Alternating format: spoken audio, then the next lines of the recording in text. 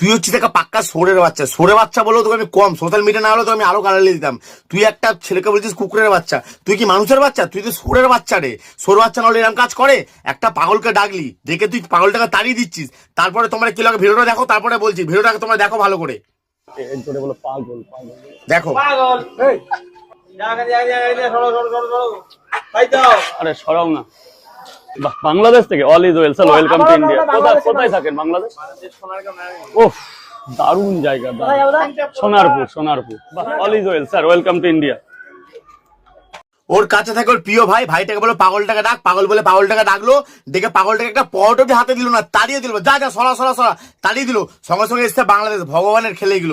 বাংলাদেশের একটা লোক এসছে, বলছে ও welcome to India, welcome to India. মানে কি দেখাচ্ছে? তুই যে এনআরসি নেই, তুই যে বাংলাদেশি মাল, এটা আমরা সবাই জানি। আর তুই যে বলিস না ঘুমার ভয় দেখাচ্ছিস, যার তোর যে জাইবু বোর্ড চালায়, এগুলো আমি সব জানি, ঠিক আছে? আমি খালি তোকে ছেড়ে রেখেছি। আর তুই লোককে বলিস না কুকুরের বাচ্চা, মা বাবা তুলে গালি দিয়েছে। তোমরা একটুখানি এটা শোনো, একে আমি পুরো ধোবো। একে বাংলা মানে ইন্ডিয়াতে বয়কাট করো, একে ব্যান করো, এর পরোটাকেও খেও না।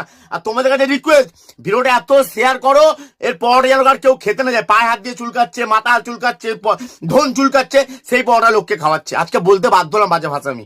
তোমরা দেখো এর ব্যবহারটা, তোমরা আজকে বয়কট করো, বয়কট। এক বছর ইন্ডিয়ায় থাকছে, ইন্ডিয়ার খাচ্ছে, ইন্ডিয়ার মানুষকে তাড়িয়ে দিচ্ছে, আর বাংলাদেশের লোককে ওয়েলকাম করে। দেখছো, তোমরা নিজে দেখেছো, এবার তোমরাই বিচার।